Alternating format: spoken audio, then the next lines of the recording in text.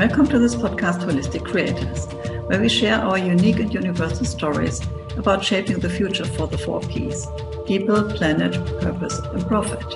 My name is Swanette. I'm a mental coach and your host of this show. My intention for this show is to inspire you on your path to a holistic future. So welcome. Welcome to my podcast, Holistic Creators. My name is Swanette and I'm your host. Today, Yolimar Goncalves, again. There we go. That's okay.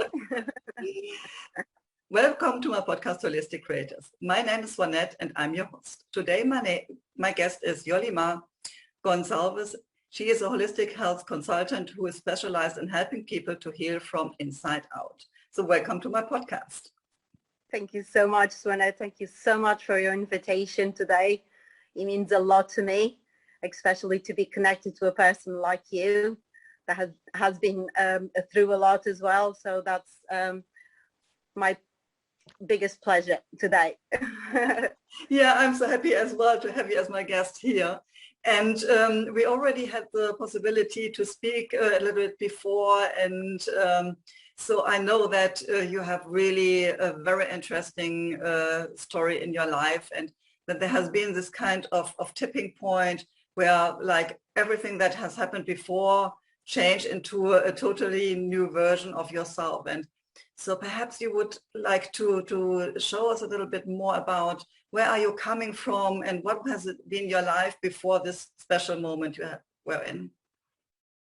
Yes, you're absolutely right. We just had a little moment together before, and that was very great to confirm and just to see that some people out there has been through a lot as well, and that's good and very powerful to share stories, because I think nowadays people are looking for experiences, not really a degree or somebody that's been studying for years. At the end of the day, they don't have that powerful deep soul pain that you can actually share with others and perhaps help them throughout their journeys to become a better version of themselves.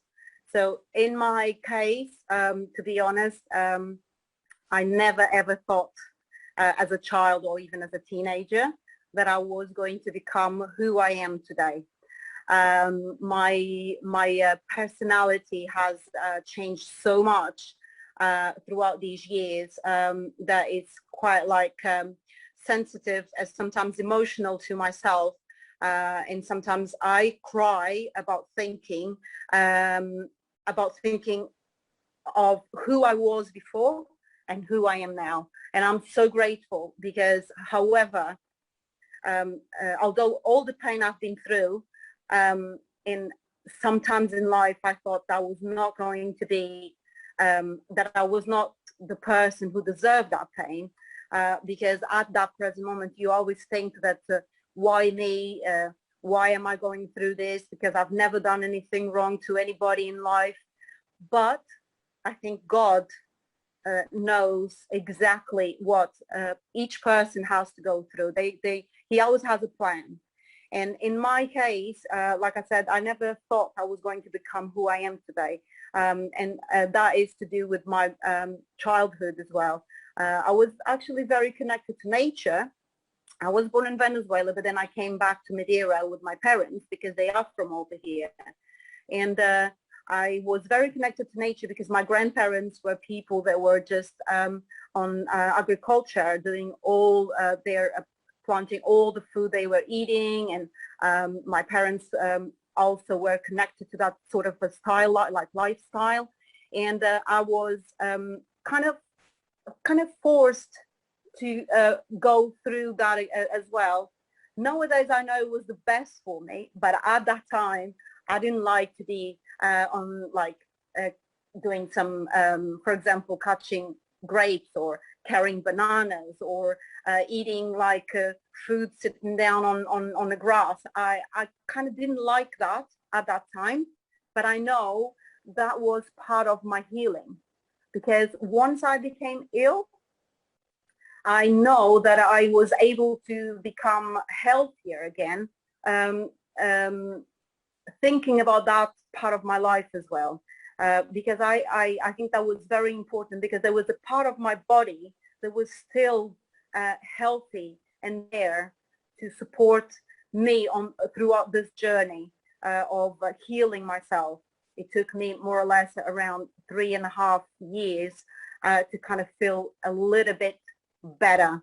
And then all of a sudden, all the healing came along like very quick, but it takes a long time.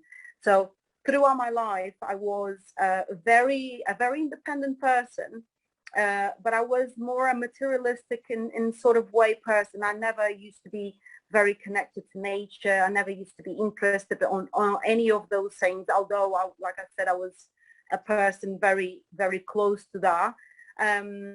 But I was very, very into working, like that routine of stressful routine that most people go through nowadays. It's like work, home, work, home, work, home, until you lose your essence, you lose yourself. And that was more or less what happened to me. I was a person like very, like I said, very independent. I didn't want to be with my parents for too long.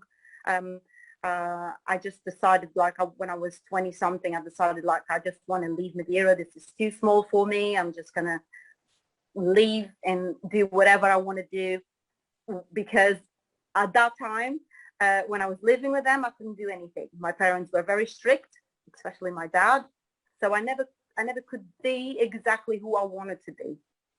So one of the things I always wanted to be, which has nothing to do with me now, is it was to be a model, and my dad never ever allowed me to do such things. So when I had the time and when I had a little bit of money, so that was what I went to do, even though I knew deep inside that wasn't for me, but it was that thing to prove something to my dad. So at that time I knew that I wasn't the same as everybody else. I could feel that I needed to be on my own to be able to create what I wasn't able to create when I was living with them. I had obviously a lot of support from them, but more material than emotional. So I think I grew up having that lack over there. There was an empty space, although my mom was very, very loving person, but my dad was more like into work. So I just became a bit unbalanced right there, because you know that you need both. So no matter how much your mother gives you lots of love, but if you don't have it from the other side, if you just have like just only the support of what you need to dress or what you need to eat, there is always going to be a spot over there that needs to be filled, and you will never know how to do it, because that time has been, that time is gone, and there's nobody that can fill up that space until you realize that you need to kind of go back in your life, maybe start a different relationship with that person to be able to kind of cover that empty space that will always make you feel that you are not right, that you are not in the right place, that you are not doing the right thing. Because at the end of the day, there is that space right there that needs to be filled, and that needs to be with that person, in my case, my dad. And I was able to do that when I became ill. Okay, so let's stop for a second. For me to understand, you have been grown up in Madeira, so tiny island, definitely, yes. And then, but you had all the support of your family. You were in nature. You have grown up in the North Coast, so this is really being nature. And then you went to America. And I went but then it was like, being all alone, having not the support of the family anymore. How was this change for you? Like, being very closed and supported, even though you said no, that your mom was more loving than your dad was. He was more the one that was strict on you and saying, oh, you can't do this and this. But now that you were free, but you were also alone where did you go to? What place did you go? So I went to Boston. So I went to Boston because I fell in love with somebody from over there. So that was the main reason why I moved. At that time, I was very surprised that my dad was the first one to say, go. So that he was the last person I thought he was going to be the supporter, but then literally he just could feel that I needed that space eventually, and I went to Boston. So when I got there, it didn't take a few months for me to realize that a big city like that wasn't for me. Growing in a place like Madeira, because I arrived here, I was 5 from Venezuela, so I spent a lot of time until I was around 22. It was when I left. So I spent a lot of time in Madeira, and then when I got to Boston, I was working in a concrete office, and also doing some modeling for magazines, and I was actually living kind of my dream, but deep inside, I knew that wasn't for me. It was just, like I said to you a minute ago, a way of proving myself to others, not only to my father, but to a lot of people out there.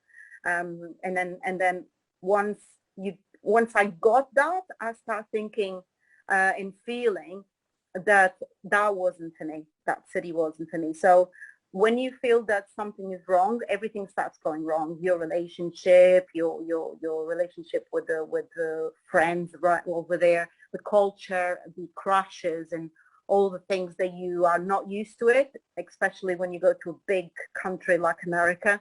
They so patriotic, and then you cannot say one word about them that everybody goes and jumps on you. So I wasn't prepared for that. So that was probably my first wake up call, thinking that maybe I was happy over there and I didn't know. Because you tend to think like that when you are still a teenager, because when you are 22, you're still a teenager. You think you are an adult, but you're not, you know. So once I decided to leave America 3 years later, because I think my illnesses started over there. Now I can read that. I can manage to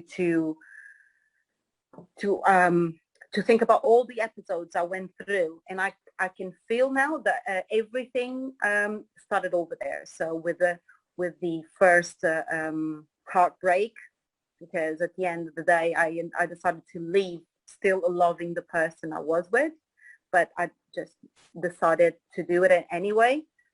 I came back to Madeira thinking, okay, I'm going back. I'm gonna get again another job, maybe as an instructor, because I was a spinning instructor before I left. I was working also in an office, and I used to teach old people as well, like some stretching classes and all sorts. So when I came back, I wanted to do again what I was doing. But then when I arrived, things were not very great in Madeira, and I had a very hard time getting a job again. So I only stayed here 3 months. And I just said, well, now that I learned how to speak English, because that was only in America that I've learned how to speak English. I didn't know one word. It was just, how are you? You know, the basic stuff. And I managed to do so. I said, might as well now. I'm just going to go to a place where I can speak English and continue my life. And that was what I did. I went to Jersey, the Channel Islands in England. So when I got there, it was hard, very hard. I had little money. In fact, I had only 500 euros in my account when I arrived over there. With my heart broken, it was difficult, very difficult, because it was winter, and you know England's winter is powerful for a person that was born in a Latin country and then living in Madeira, and then arriving in Jersey on winter with no house to stay. I stayed with my uncle and aunt for a few weeks, but then I decided to move to a guest house with no heat. So I spent 3 months with -4 outside and no heat in my bedroom and no money to eat and no dishes, no nothing. I had people dropping me a few in that bedroom for me. A few people helped me with my groceries. And then I finally got a job 4 weeks later. I got a job in a shopping center selling jewelry. And I finally started to save a little bit. And I realized that we were more vulnerable than we actually thought that we were. So that was very hard for me to start. I didn't want to ask any money to my dad because I was a proud woman. So I just said, I'm going to make it, even if I had to eat a little bit like water and a piece of fruit during the day is fine. I'm going to make it. And it was right there that I started to think, I am over here in this world to make a difference, to cause an impact, because what I went through to be able to get where I am now, it was very powerful, very, very powerful. Not having enough money to do what you needed, even to buy a pair of winter shoes, even walking to work and having wet feet. The first few months it was hard. It was hard, but I think everything started right there.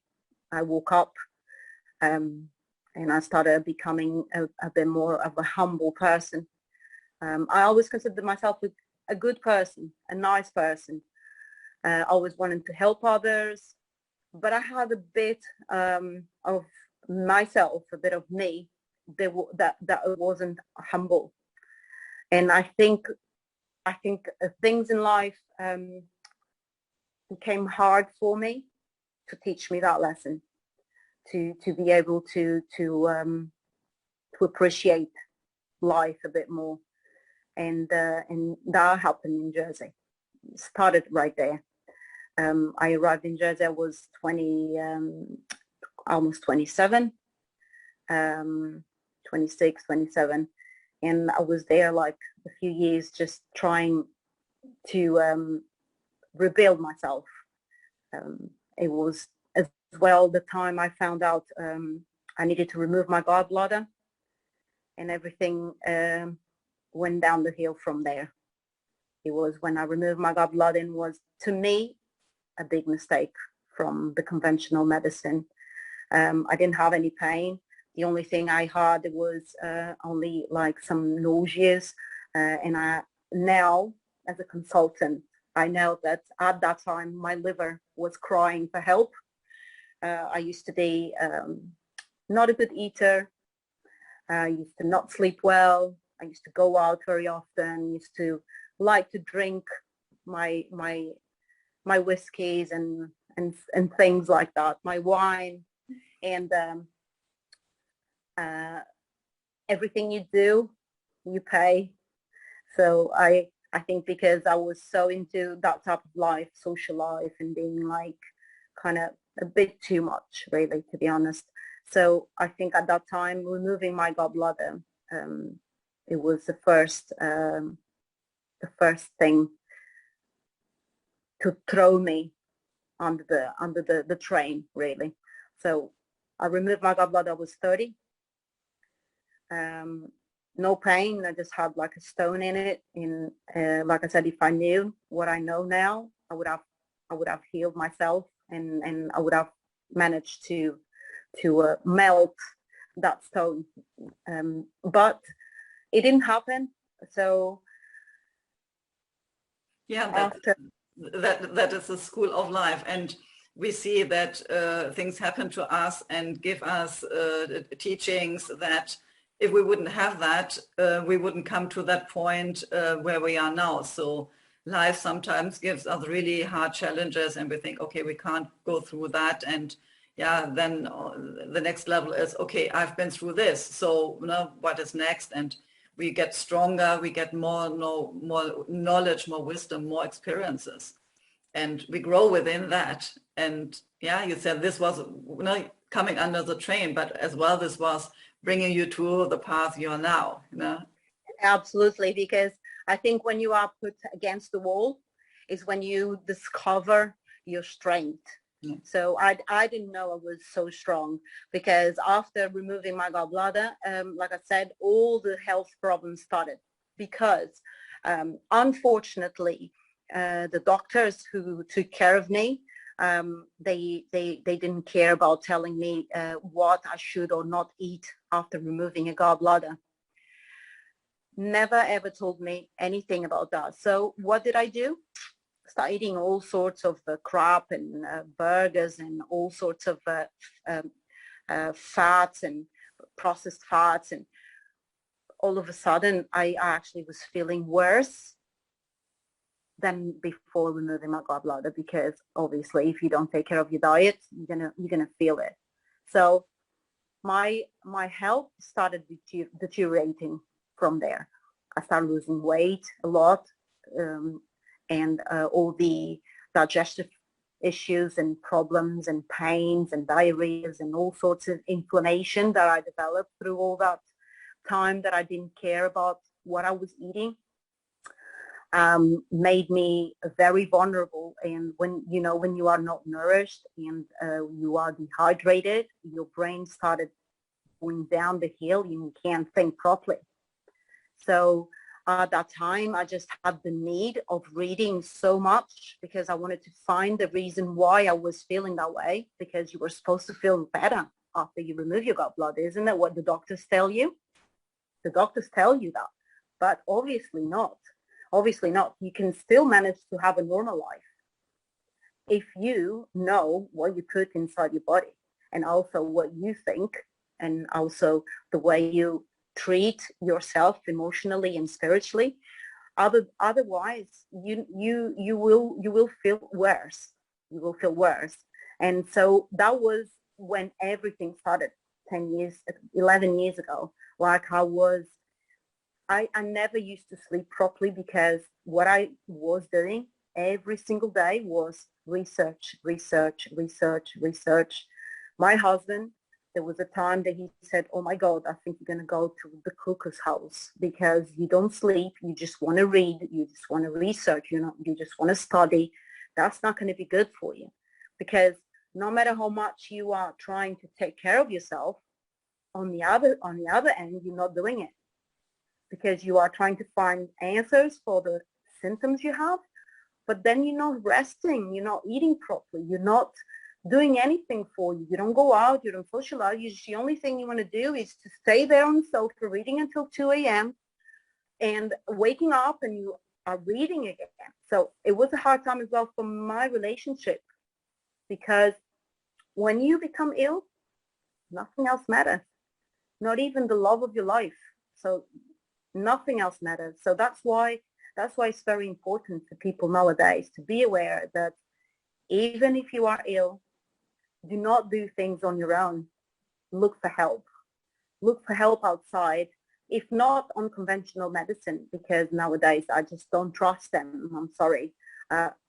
3 years looking for answers, and they never gave me those answers. So that's my advice. Do not start a healing journey on your own, because when you are starting a healing journey on your own, you are already weak. You're vulnerable. So no matter how much you want to cure yourself, you're not going to be able to make it on your own, because you are not in full. You are not yourself 100%. So you need definitely people like me, like you, Swanette, people that will support and will carry you, because at the end of the day, I think you need to be carried as like a baby.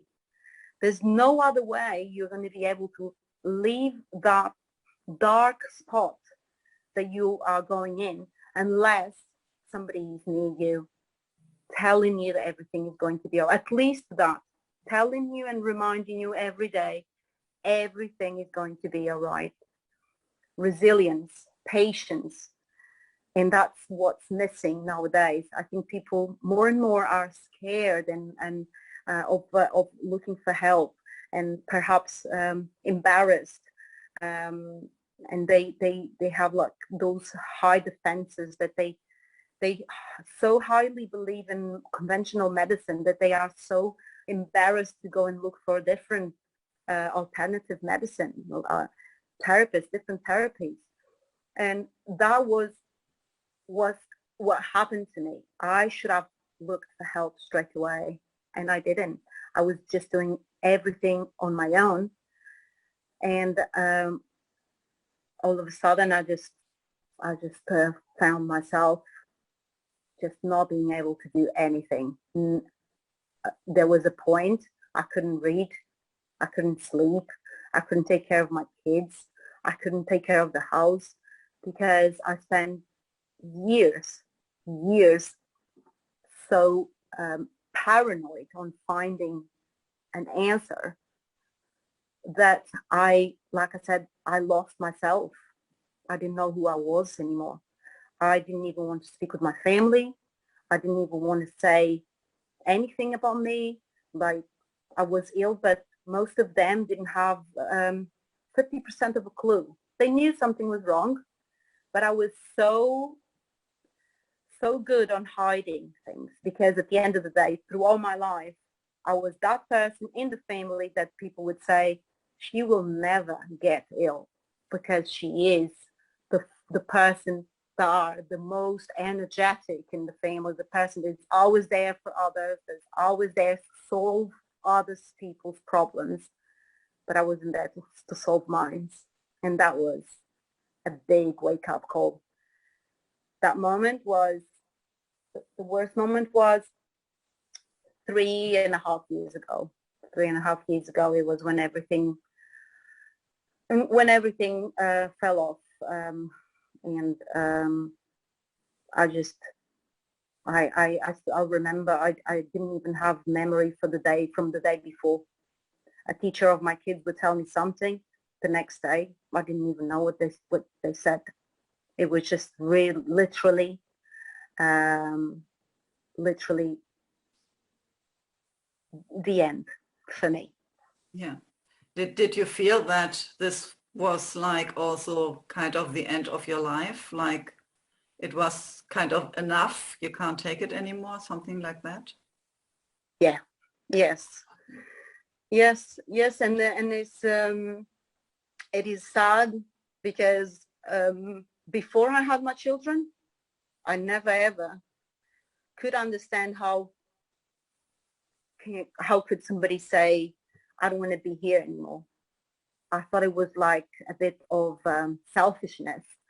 I never could understand that. I was quite like angry sometimes when I used to hear people saying, oh, that lady killed herself and she left two kids behind, and that would make me angry. But then when I was ill, that I kind of lost my memory. And like I said, when you are malnourished, you don't think properly anymore. So the only thing you want is, I don't want to feel this pain anymore. I never thought about killing myself, but for sure, there was those days that I was down on my knees, couldn't cry anymore. And I used to say, please take me away from here, because this is no longer what I want for my life. Because at the end of the day, I have my children always looking for my attention, and I couldn't give it. I couldn't give it, not because I didn't want to give, but because I couldn't function. I didn't even know what to say to them. I couldn't read a book. And they could feel that. They could feel that very deeply. They would come and lay their heads on my lap. And they used to tell me, you're going to be all right, Mama. And I used to believe them, and probably the only people I believed. Because at that time I had my face full of blood blisters. That was the most negative side of the viral infection that I developed. due to my weak immune system from not, like I said, from not eating properly, from not sleeping properly, from not socializing, from not meditating, from not resting, from not talking to my family, from not having any support. So a lot of people think that diseases come because they have to come, or because they are genetic, or because my dad had it, or my mom did.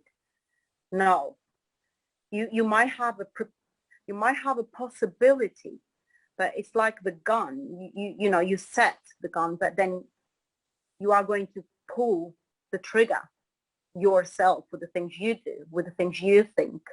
And I did pull that trigger very badly, because when you are on that stage of your life where you don't know what to do anymore, the only thing you do is you look at the mirror, you don't recognize yourself, but then you don't have the strength to come out of there.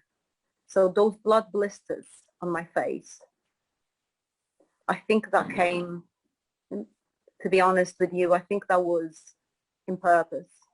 That was supposed to happen because I had this sort of like obsession for my image since I was very young.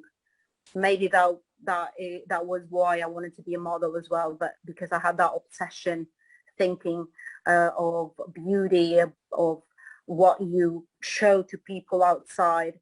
And I remember saying to myself and to others, I don't know how can somebody have like skin problems and have the courage to go outside. That has to be a lot of strength like that, like right there for people to be able to do that.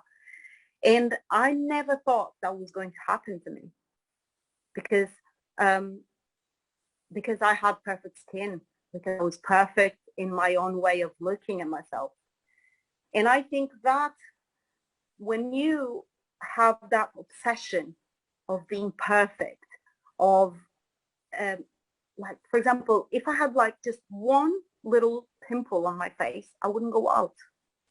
On my teenagers, I wouldn't go out because I want my skin perfect, and I didn't want anybody to look at me like that with that pimple. Nobody would notice but me, you know. So when I had that full blood blisters, like my entire face, bleeding at nighttime, my kids couldn't kiss me. They couldn't hold me because that would hurt like hell. So when everything happened on my face, I looked at the mirror and said, but why on my face? Why this virus attacked my face? Why didn't it attack the legs? Like patients I have patients, they have the same sort of viral infections and their faces are perfect. Why my face had to actually take all my negativity? Because it was where my attention was focused all the time. And that happens for a reason, for you to stop that obsession. Because even if I wanted or not, with my face full of blood blisters, I had to go out. My kids needed me to go out, needed me to go and get them from school, drop them to school, get the groceries, because otherwise, who was going to take care of them? I didn't have any family around. They all in Madeira and are in different parts of the world. So what did I have to learn? I had to learn how to go out of the house 1,000,000 times worse than I used to not go when I was a teenager.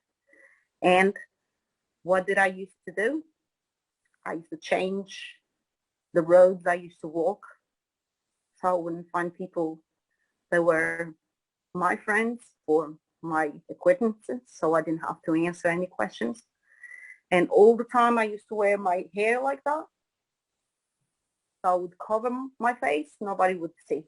So it was just enough for me to look at the street so I could walk.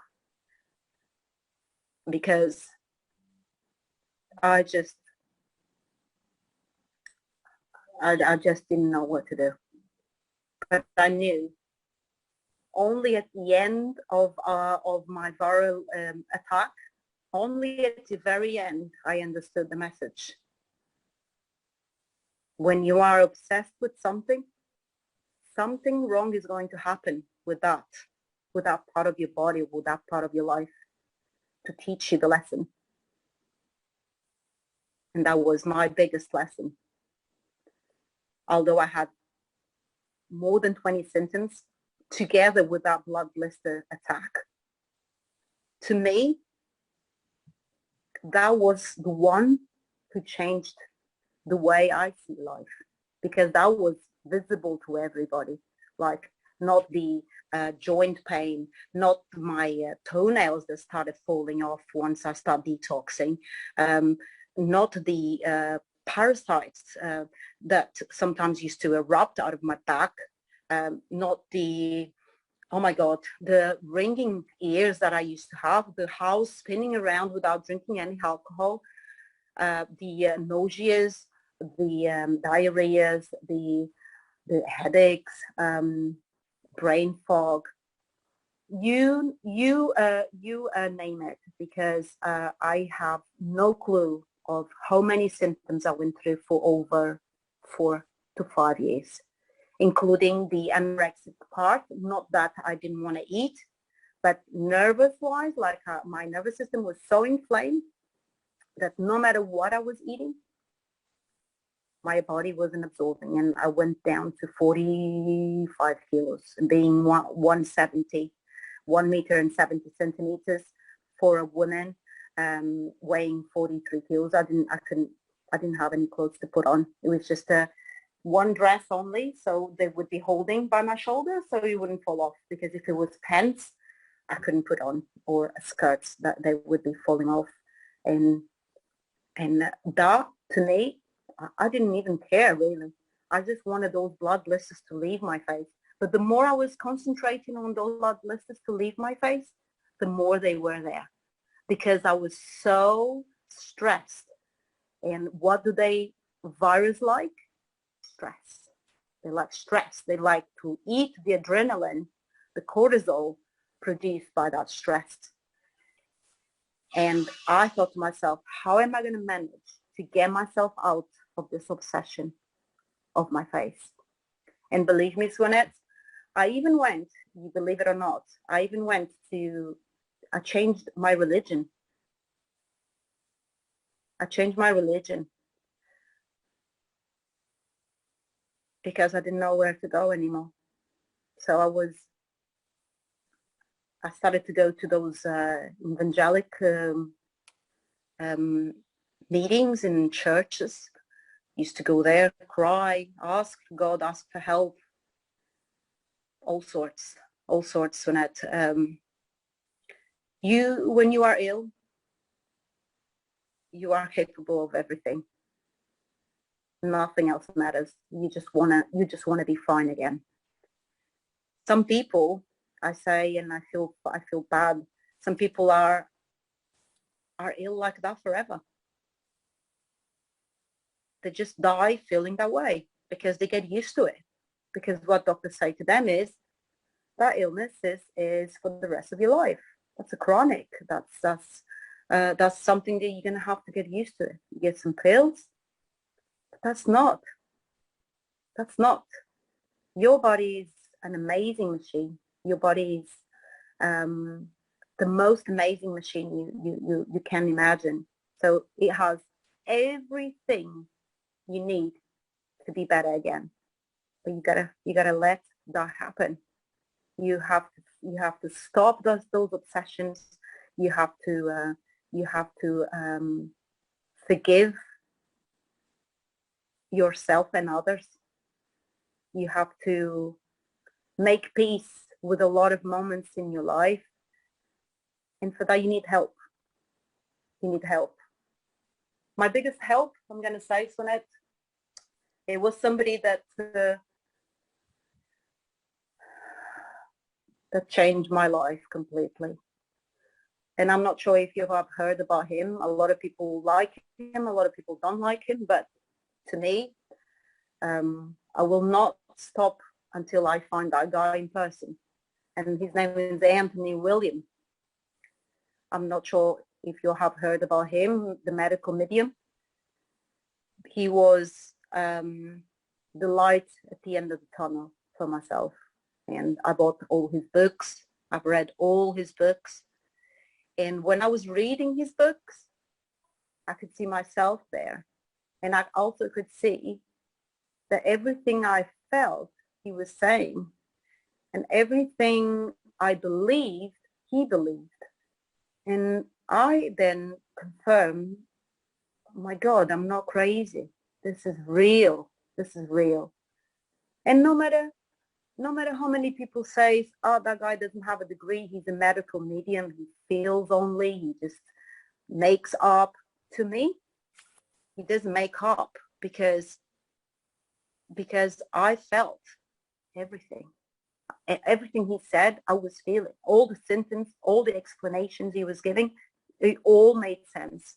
So I found myself thinking, my God, this guy thinks the same way I do. But I thought that was impossible, that it couldn't be a virus or anything like that to be causing everything I'm feeling. But it was true. And some people might find that that person or this person helps them better, or a conventional doctor helps them. To me, it was that guy. He was the beginning of my 100% desire of wanting to help others to come out of dark spots like this one I was in. So I thought to myself, okay, a lot of people out there, or every person out there needs to know this, needs to know that they are not supposed to be living with pain for the rest of their lives just because a conventional doctor says that. Just because a conventional doctor doesn't believe or believes in immune diseases, because I don't believe in immune diseases, because the immune diseases, they show up because you're not taking care of yourself, because you are not making your immune system stronger. But that is not only with food, because that's another thing I want to mention over here. I was at some point feeding myself as healthy as possible, and I still managed to fall ill. That was before I had this blood blister attack and all the more than 20 symptoms I had. I was already at the gym since I was 20. I was an instructor before. I was spinning instructor, stretching instructor, Zumba instructor. I used to believe in very healthy foods, but that one thing I wasn't healthy was here. And no matter the best food you choose to eat, no matter how many times you go to the gym, if your mind is not connected to your body, if you lost yourself, if you lost that little girl or that little boy that used to jump up and down in nature when you were young, there's no food or no gym or exercise that is going to take you out of that desperation. Yeah, exactly. So it's body, mind, and also soul. Yeah, you have to heal on all levels, and good nutrition, exercise, doing meditation, of course, all this is good, but we also need to connect to yourself. If you don't do that, if you don't understand, for example, what you said, what is my purpose here? What am I doing here? Then still something is missing. And this Absolutely will bring you again and again back to the path, even if it means that you will go into another session of having pain until you learn also this kind of lesson.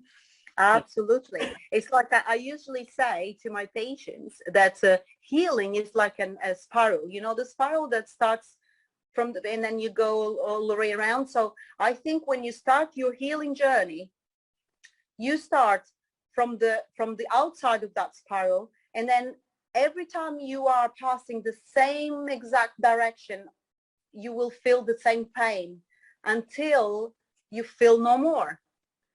But throughout your healing journey, there's going to be moments that you are going to feel the exact same pain. And this, the way I explain this to you and to others that are listening to me is, for example, I'm going to give you one example. On my blood blisters I had on my face, for me to heal that, throughout the healing journey, which took me almost 2.5 years to totally clear that, I had stages of it. For example, I would have 3 weeks of almost clear face. The fourth week would be kind of boom again, and then down again, and then boom again, because it's when your body tries to get the toxins out of the system when you're healing. Some people think that when you are going to heal, you are going to feel better straight away. No, because healing hurts. It hurts more to heal than to become ill. Because when you become ill slowly. When you decide to heal, and if you don't have a person to guide you and to coach you, healing can hurt a lot.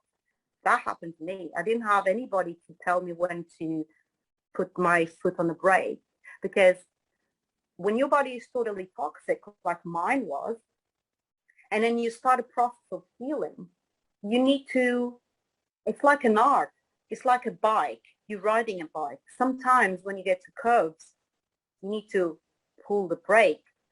And that is the same thing when you are detoxing. If you go way too fast, if you add certain foods, certain herbs way too fast, you can experience really bad symptoms that will make you think that you are becoming worse, that you are getting worse instead of getting better. And that, to me, was what confused me a lot throughout my healing journey, because I didn't have nobody out there to tell me, no, Yolimar, it's because you're going a little bit too fast, and that your body, your liver, your kidneys are not coping with the velocity that your body is detoxing. So everything is coming out through your skin, the pain on your joints, all the swollen, all the crying, because you cry a lot when you are detoxing. You really cry, and that's calling the emotional detox. A lot of people don't know what that is. That is when you stop eating garbage, trash, and then you start adding the nourishing foods, all the cells, the old cells, that memory of old rubbish food, that starts coming out. And when they start coming out to replace with the new ones, you cry a lot because you miss those foods, because your body starts craving those foods. And then the difference between a strong person and a less strong person is that you will go to bed and you cry off. But some other people would just not go to bed because they feel like they want to cry, so they give in. They go and grab that same garbage food to cover that emotional weakness. And that's the difference between having somebody that will be right there next to you and say, no, no, no, no, you're not going to go and grab that food again. You're just going to bed, go to bed, accept what you're feeling, because that's what you need to do. Accept what you are feeling. You feel like you want to cry, just cry. If you feel like you want to have a meal of a crap food, just think, why do you want to have that food? Why don't you grab, for example, a bowl of grapes, a big watermelon, just cut that in half, just start eating over there, and then all that craving will go away. Because most of the cravings people don't understand is a lack of glucose in their liver. Glucose don't come from chocolates, although our mind thinks it does, because that's what you are used to. No, the glucose where the liver lives on, they come from fruits, vegetables, starches. But obviously, if you go that memory of those rubbish foods in your cells, for you to be able to get rid of that, it takes a lot of resilience, a lot of patience, a lot of willpower. And for that, you need people, like I said, like us. You need somebody to be guiding you, because I probably would have healed myself a lot quicker. Not probably, I'm 100%, if I had somebody. But at that time, there was one thing that as well stopped me from having somebody helping me. I didn't have any money because I wasn't working, and my husband was the only one providing, because I couldn't work. I couldn't function. So At that time, I had to do it on my own. Then I became a totally different person. My husband had to kind of become a little bit like me to be able to help me and to be able to find more or less a line. And I can be honest over here that Anthony Williams was the person that helped me the most to find that little line that I could grab and start going, like crawling slowly. And then my feelings, because I'm a person that I feel a lot my body, but I only learned how to do that after becoming very ill. So I learned how to feel, how to observe, how to, what do I feel like eating now? So why am I feeling this? So through that, some people are just like that. They're good on feeling others, feeling themselves, feeling others. And thankfully, I was one of them. And for that reason, I was able to get where I am today without the help of an alternative therapist. And here I am now. I'm going to say to you, I'm not totally, and I admit I'm not totally healed, because I think no one will ever be totally healed. That's the main thing. Because I think what goes wrong sometimes with people is that they are looking for that final line, and that final line doesn't exist. And that stops you from healing when you are looking straight to that final line. Because this is not like a race where people have the final line to get there. No, because if you got your body ill over 41 years, like me, for example, I cannot expect my body to be clean, my mind to be clean, my soul to be pure in 2 months. It will never be totally. But I'm happy if I know I'm working towards that every day, but I know now that I don't have to be concentrating on that final line. And it was when I stopped looking at that final line, or in fact, I deleted that final line from my life. It was when I started seeing everything healing, like all the pains I was feeling, all the blood clots that used to come out of my nose out of nowhere in the middle of the night, like big chunk ones. At one point, I thought I had cancer. I really think I had cancer. In fact, I have that feeling so deep in me, because one of the exams I've done on conventional medicine said that I had like a big inflammation on my mastoid, that little porous bone that we have near our ear canal and stuff. But they didn't know what it was. They just said, oh, that's going to go away. And that wasn't going away. That was actually making me crazy, because I had this full feeling on my head, that my head was so heavy, and I couldn't put my head down because I thought my head was going to explode, because that was something really right there, stopping me from doing my life, really. But when I decided I wanted to clean myself, 5 months later, that big blood clot came out of my nose, and it bled all my bed, like something really bad was happening. But you know what? I was smiling and laughing when that happened, because I felt such a huge relief. I really felt that was really something wrong over there. At that time, I felt like grabbing that clot and taking taking that sample to the hospital to be checked. But there was one thing in my mind said, no, Yolimar, you started this journey with alternative medicine, with yourself. Just put that in the bin and just forget about it. And this is what I've done. I just said, if it was cancer, they came out of there. If it was bad cells, already cancer cells, I don't know, but I had a feeling it was. But the way that looked, I thought it was. And I thought to myself, this is not going to be the last one. Since then, I had already another 2 times. Now I feel that was the last bit, because every time that blood clot would come out of my nose, it was always a bit smaller each time. So it was a big chunk, this much, big chunk like that I couldn't even take out of my nose. It was through my throat. I was just like, and that came out of my throat. So, but that came from over here.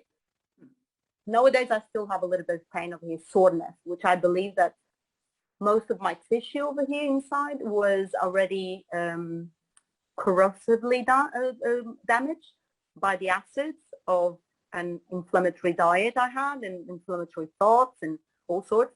And I now think that the last pain I've got over here is more like a healing pain.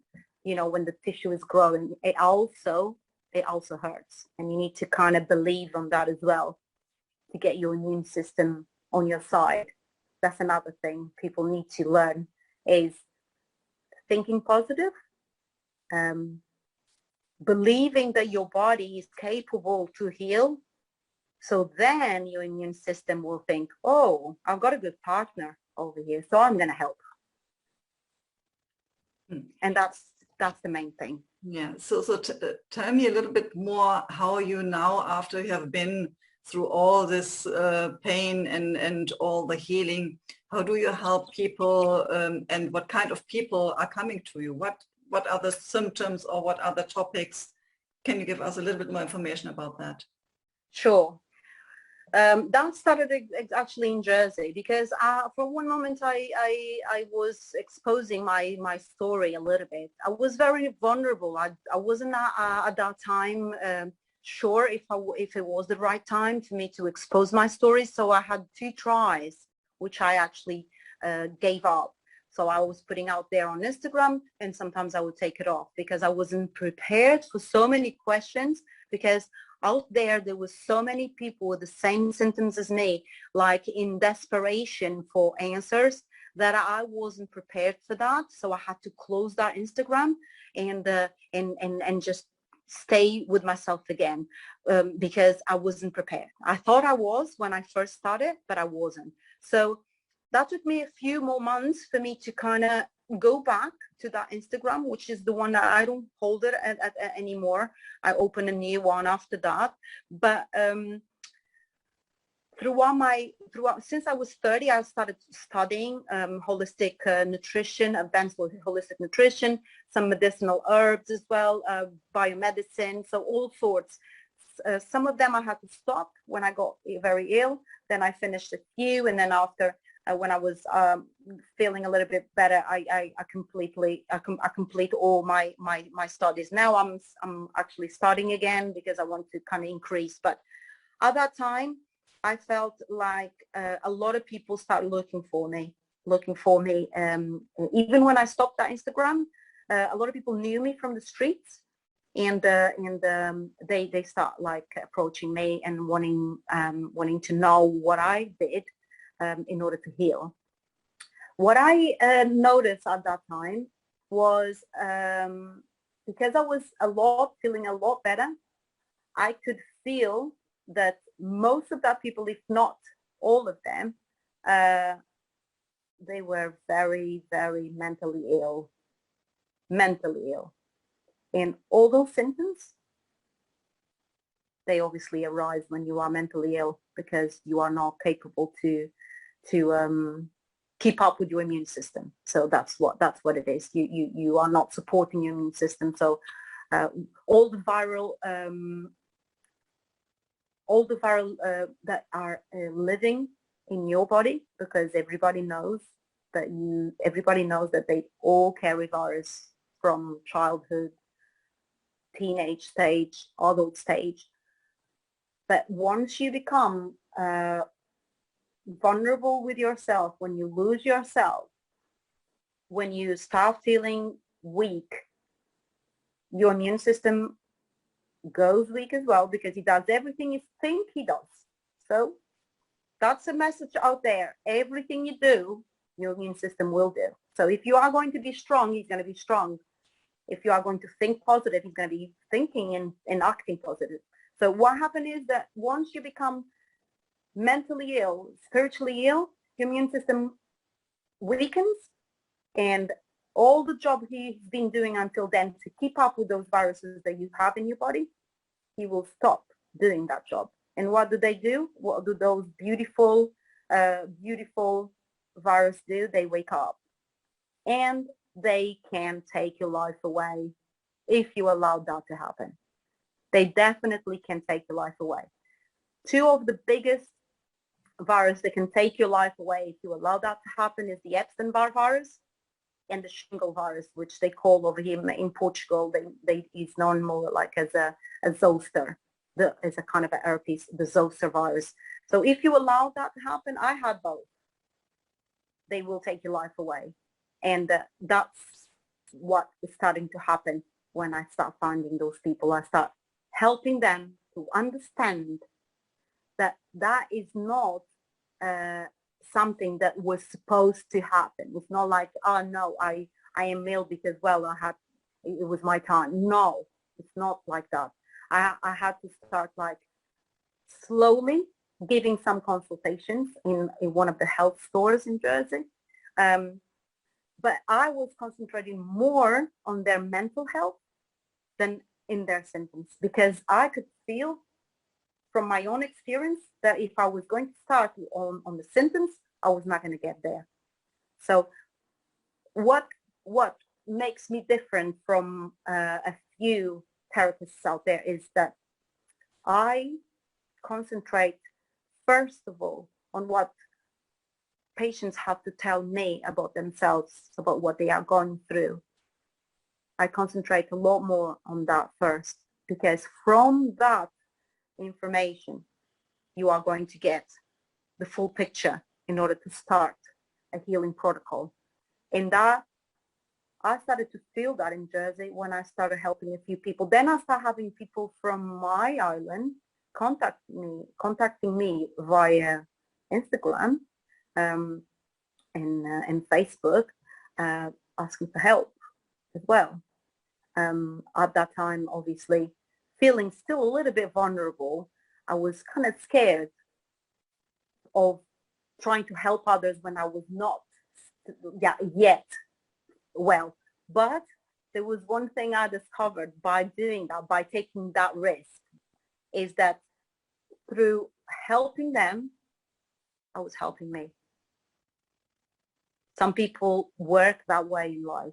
They need somebody that needs them in order for them to feel full, to feel successful. And I am one of them.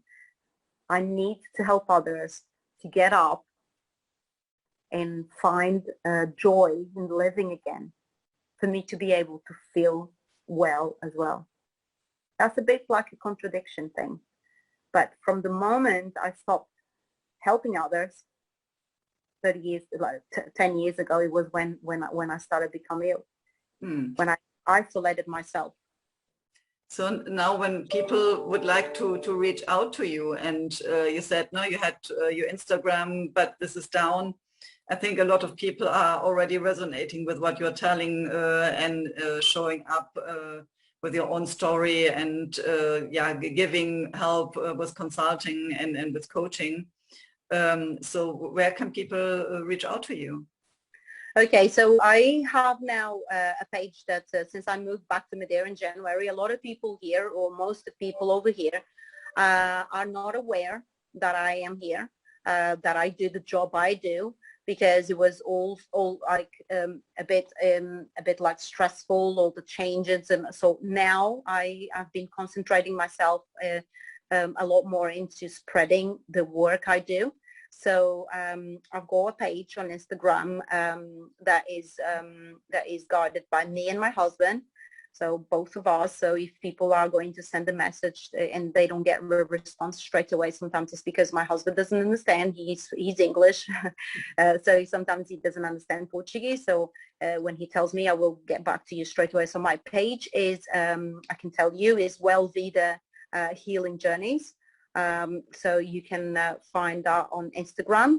At the moment on Facebook, because we changed the page name. So on Facebook, we still have the page under Well Vida Health Bar, because that was our main focus when we arrived in Madeira. But now we changed our minds, so we changed the page name to Well Vida Healing Journeys, and that is for the reason that I have decided to concentrate myself more into retreats, which is something I've done in Jersey twice, and it went very well. So that's why I decided not to open a bar and go through really in depth and really concentrate on that in Portugal and Madeira especially, because I think people are in need of that. So I've got those 2 pages. I also have my website, which I think people will like to have a look, because it tells a little bit about my story, and I also have like some powerful pictures, and that's wellvida.com. It's www.wellvida.com. So over there you are able to book your consultations as well. You have my my phone number, my email address, also the information about where I can actually give those consultations. At the moment, I have like a little room in Safira clinic, a static clinic behind the Forum, the shopping center. So I'm still there because I'm still finding myself here in Madeira. I still didn't decide where I want to have my little space. So at this present moment, I am there at this aesthetic clinic, Safira, which is a good one as well. That it gives you some detox techniques over there as well, like the lymphatic system massage and all sorts. So I decided to go over there because I use a few of those as well with my patients. And this is it at the moment. What I am looking for is to get out there as much as possible, but with the correct image. I don't want people to think that I'm one more of those people that want only money. Everybody wants money. Everybody wants to make money. But I just don't think that you will be getting much money if that is your main focus in life. I think you need to open your heart and your soul. You need to be able to put yourself in other people's shoes, to be able to be successful, because otherwise I don't think you get there. And I think people can feel that. I think when you have that conversation with people, they can feel that. Yeah, definitely. So this was so powerful, and I will put all the links to the website and social media down in the description so that people can easily reach out to you. And thank you so much for showing up vulnerable and sharing your story. And yeah, thank you so much for being my guest. Thank you so much, Swanette, for inviting me. It was a big pleasure. Thank you. See you soon. Bye-bye. See you soon. Bye-bye. Thank you for listening or watching my podcast, Holistic Creators. If you want to know more about how I can help and support you, have a look at my website, spiritualchangemaker.com. You can also join my Facebook group, Spiritual Changemakers Community. Stay tuned for the next episode by subscribing to this channel. And you also can check the previous episodes.